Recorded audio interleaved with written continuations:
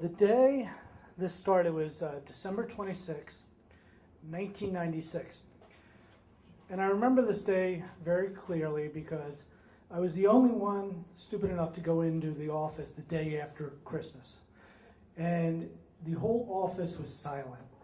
I was, at the time, a managing producer at QVC, and I was in a bullpen with 4 other managing producers, none of whom came in. Nobody in this whole vast area came in. People were down in the studio doing the show, but I was up in the office and it was totally quiet. And so I spent the day just going through all my papers, preparing for 1997, getting everything in order. And by about 2:30, my desk was completely organized, everything. I just reached that moment of zen where everything was perfect. And I'm like, I'm gonna sneak out of here and go back home, see my little kids.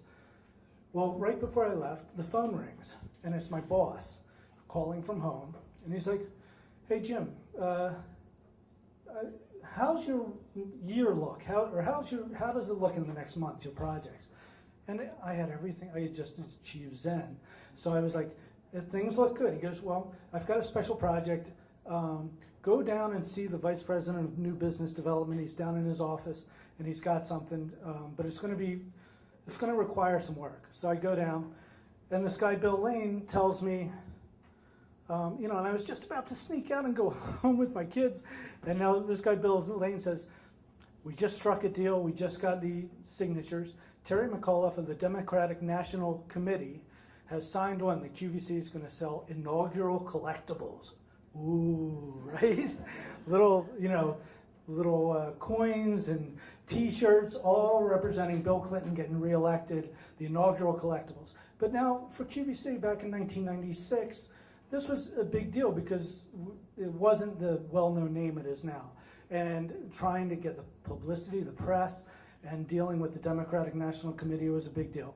So all of a sudden, I'm on this roller coaster, going down to Washington like 3 days a week, trying to work on these shows, and you're like, well, what does electronic retailing entail? You just put the product on and sell it. But a lot of concerns. You don't want the conservatives, upset that QVC is representing the Democratic National Committee. There are a lot of people that don't like Bubba, and how to make, and the president of the companies, very concerned that we have the right product graphics, that we build a nice set that's representational. And the big deal for us is not just selling these tchotchkes, but dealing on a big stage, getting a lot of publicity. And if we do it all well, the Democratic National Committee is going to allow us to broadcast from the inauguration and the inaugural ball. If these shows go well and everything publicity-wise, if there's not a firestorm from People Magazine or Newsweek. So I'm working on this, and everything's going smoothly. We're presenting the products well. They're happy with us. We're happy with them, and we get to go down. And I have to go do a site survey for the inaugural ball. And to me, this is like thrilling. And so we go, and it's at the National Building Museum. And I do a site survey with the engineers, and we're talking about where we got to do cables, where we can broadcast from, all this.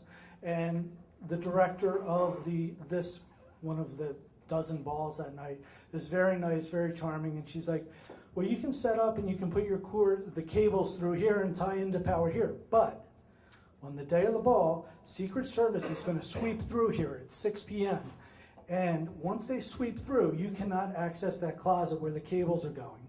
It'll be totally off limits because the president's going to come in right down this hallway. So I'm like, sure, my engineer assures me everything's fine. So we get all set up, and the whole crew is in monkey suits. We're all wearing tuxedos, right? And my wife's down there in her gown.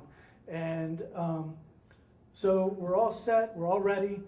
The show's gonna start at 8 o'clock. It's 10 minutes to 8. The power goes out for our cameras and lights.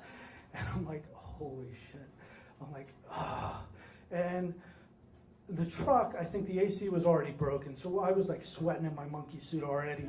And my engineer's like checking everything out, trying to get it all faxed, and he's like, we have to get into that closet.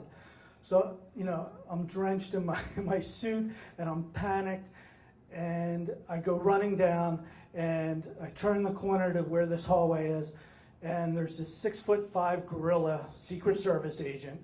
You know, he looks like The Rock, and he's standing there, and I'm like, and just my state of mind, I'm like, you know, my first thought was I'm just going to tell him we got to get in there, and then I'm like, I don't want the tabloids to be saying QVC producer gets arrested by Secret Service. You know, that wouldn't be good. So I'm like, So I have to go down and look for this. I go find this director, and I find her across the hall, and she comes, and the ball's already going on. People are milling about and their stuff, and here I am, panicked, frantic, running through, trying to find her. But I find her, she comes back, and I explain the situation. And even though she had told me that you're not going to be able to access it, she just casually goes up to this gorilla and says, he just needs to get in the closet. Right? And so the engineer goes in, disappears in the closet, comes out 10 minutes later with the thumbs up. It's already 20 after 8. We've lost 20 minutes of the show, but I just did not want to lose the show altogether. So we were able to start broadcasting from DC 20 minutes late.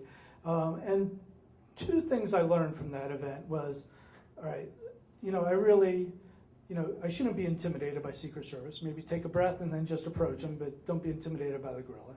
And the second thing I learned is never go into work the day after Christmas. Thank you.